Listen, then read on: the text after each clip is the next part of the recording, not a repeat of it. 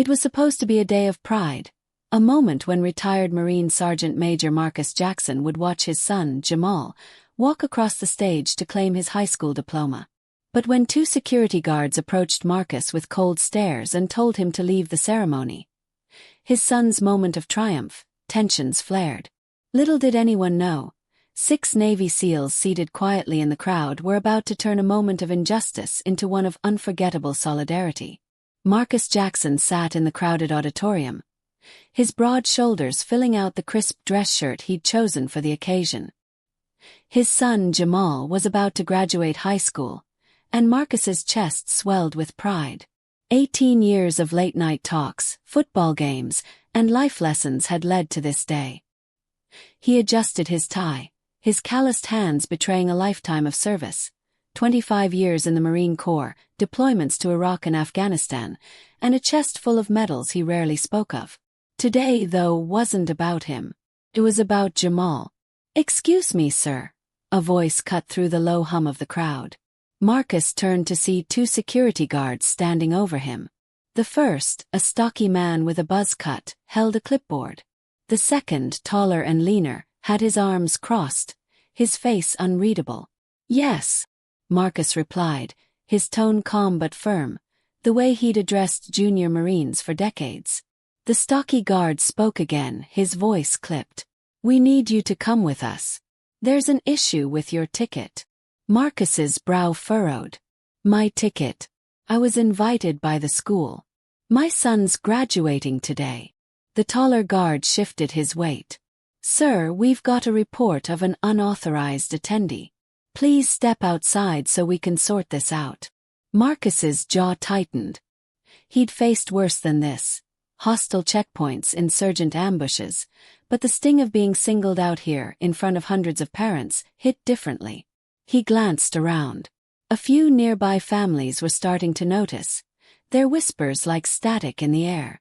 "I'm not going anywhere until you tell me what this is about," Marcus said, keeping his voice steady. "I'm here for my son, Jamal Jackson. He's in the graduating class." The stocky guard's eyes narrowed. "Sir, we're not here to argue.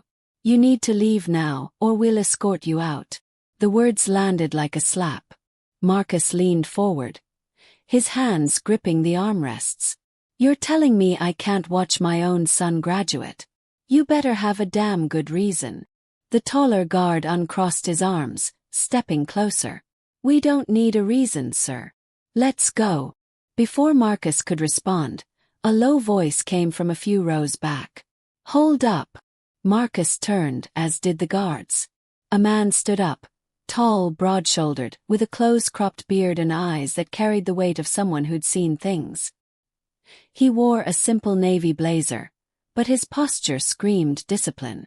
5 other men, seated nearby, shifted in their seats, their attention locked on the scene. "Who are you?" the stocky guard demanded. "Lieutenant Commander Ryan Holt, United States Navy," the man said, his voice carrying an authority that made the guards pause. "And I'd like to know why you're asking this man to leave his son's graduation." The taller guard bristled. "This doesn't concern you, sir. It's a security matter." Holt's eyes didn't waver. "It concerns me when I see a Marine being disrespected. Sergeant Major Jackson's got more time in service than both of you combined. So let's hear the real issue." Marcus looked at Holt, recognition dawning. They'd never met, but the Navy SEALs had a reputation, and Holt's bearing matched it. The 5 other men, each with the same quiet intensity, were clearly his team.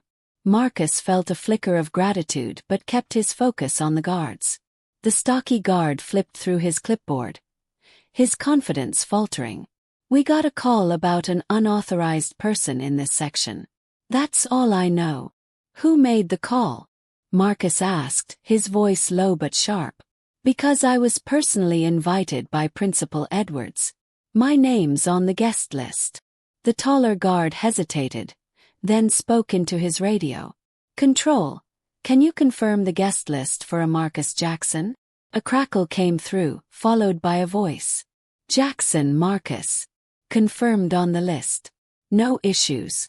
The guards exchanged a glance. The stocky one's face reddened.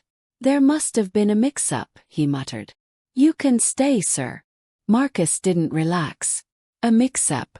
You pull me out in front of everyone, and it's just a mix-up." Holt stepped forward, his voice cutting through the tension. "Sounds like you owe the sergeant major an apology." The taller guard stiffened.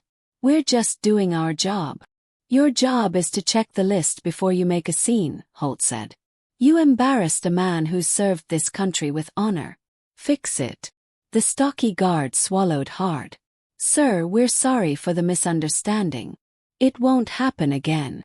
Marcus met their eyes, his expression unyielding. "It better not.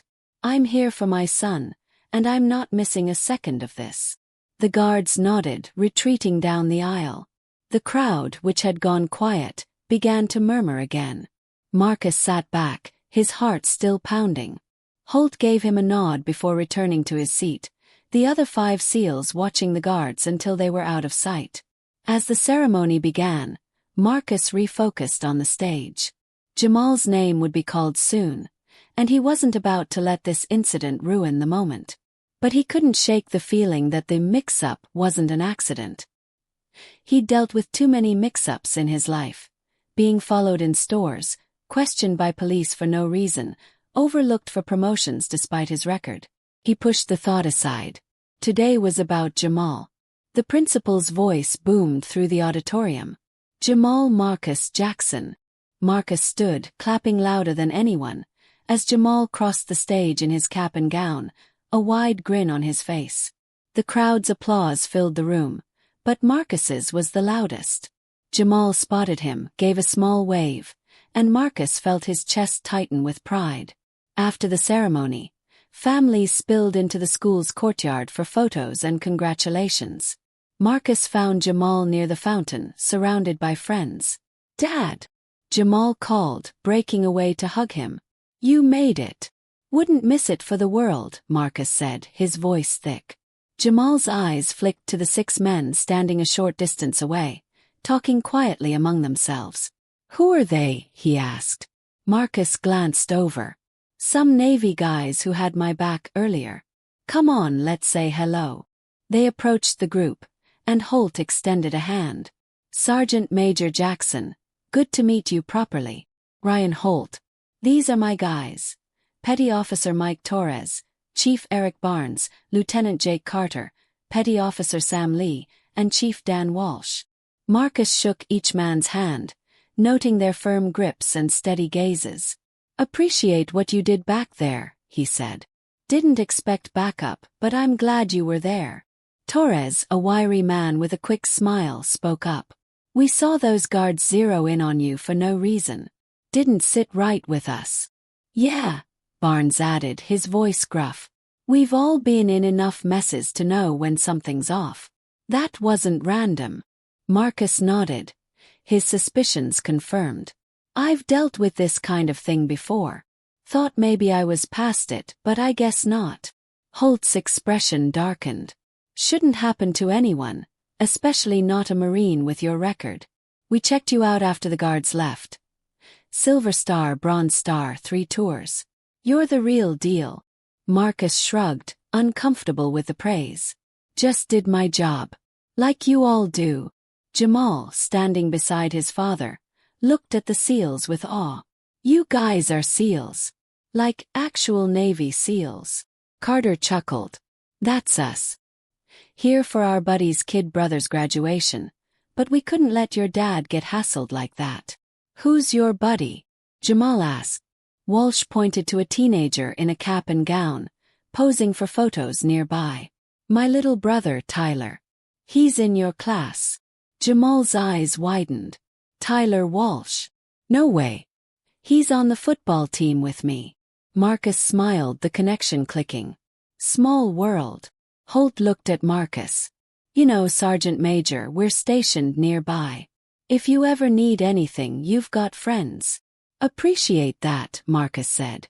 "Same goes for you all." As the families mingled, Marcus and Jamal stayed with the SEALs, swapping stories. Marcus shared a few from his deployments, leading Marines through Fallujah, mentoring young recruits.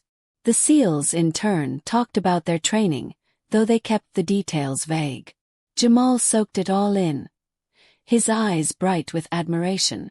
"Dad, you never told me you knew guys like this," Jamal said later as they walked to the car. Marcus laughed. "Didn't know them until today. But sometimes the right people show up when you need them." That evening, Marcus got a call from Principal Edwards. "Sergeant Major Jackson, I heard about what happened at the ceremony," Edwards said, his voice apologetic. "I'm looking into it. Those guards were out of line, and I assure you it won't happen again." Marcus kept his tone even. "I appreciate the call, Principal, but I need to know why it happened in the first place. Who called in that report?" Edwards hesitated. "We're still investigating. It appears someone in the audience claimed there was an unauthorized person. The guards acted without verifying." "Someone," Marcus repeated, his voice flat. "Any idea who?" "Not yet," Edwards said. "But I promise we'll get to the bottom of it." Marcus hung up, his mind racing. He didn't buy the vague explanation. He'd faced enough prejudice in his life to recognize it, even when it hid behind procedure. But he wasn't one to dwell. He'd raised Jamal to be strong, to focus on what mattered: education, integrity, service. Today had been a victory not just for Jamal but for Marcus too. He'd stood his ground, and 6 strangers had stood with him. The next morning, Marcus met Holt and his team at a local diner. They'd invited him for coffee, a chance to talk away from the chaos of the graduation. Over plates of eggs and bacon, the conversation flowed easily. "So, what's next for Jamal?" Holt asked, sipping his coffee. "College," Marcus said. "He's got a scholarship to Howard. Wants to study engineering." Torres whistled. "Smart kid. Takes after his dad." Marcus chuckled. "He's smarter than me. Got his mom's brains." Barnes leaned forward. "You ever think about what you'll do now? You're retired, right?" Marcus nodded. "Yeah, been out a couple years. Been mentoring some young vets, helping them transition. Thinking about starting a program for kids like Jamal. Teach them discipline, leadership, the stuff the Corps gave me." "That's solid," Carter said. "We need more of that. Too many kids out there without direction." Holt set down his mug. "You ever need support for that program, let us know. We've got connections, veterans groups, funding sources. Could make it happen." Marcus studied them, impressed by their sincerity. "Why are you all so invested? You don't even know me." Lee, the quietest of the group, spoke up. "We know enough. You're a brother in arms. And what happened yesterday? That's not just about you. It's about all of us who've served, who've dealt with people assuming we don't belong." Marcus nodded, understanding passing between them. "Fair enough. I'll keep you posted." As they left the diner, Holt handed Marcus a card with his contact info. "Stay in touch, Sergeant Major. And if anyone gives you trouble again, you know who to call." Marcus pocketed the card. "Will do, Lieutenant Commander. Thanks for having my 6." Over the next few weeks, Marcus dug into the incident at the graduation. He wasn't one to let things slide, especially not when it came to his family. He called Edwards again, pressing for answers. The principal admitted they'd traced the unauthorized person report to a parent who'd claimed Marcus looked suspicious. No name was given, and the school promised to retrain their security staff. Marcus wasn't satisfied, but he knew pushing further might lead nowhere.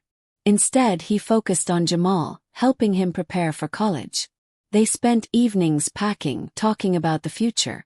Jamal was excited but nervous, and Marcus was there to steady him, just as he'd always been. One afternoon, Marcus got a call from Holt. "Got a minute, Sergeant Major?" "Always," Marcus said. "We're putting together a veterans event next month," Holt said. "Fundraiser for local youth programs. Thought you might want to speak, share your story. Could help get that mentoring program of yours off the ground." Marcus considered it. Public speaking wasn't his thing, but the cause was. "I'm in. Send me the details." The event was a success. Marcus stood before a crowd of veterans, families, and community leaders, telling the story of his service, his son's graduation, and the 6 SEALs who'd stood up for him. The audience listened, rapt, as he spoke about resilience, unity, and the importance of giving back. By the end, he'd secured enough donations to start his mentoring program, with Holt and his team pledging their support. As Marcus drove home that night, he thought about the guards, the mix-up, and the SEALs who'd silenced the room with their quiet strength. He'd faced countless challenges in his life: war, loss, prejudice, but he'd never faced them alone.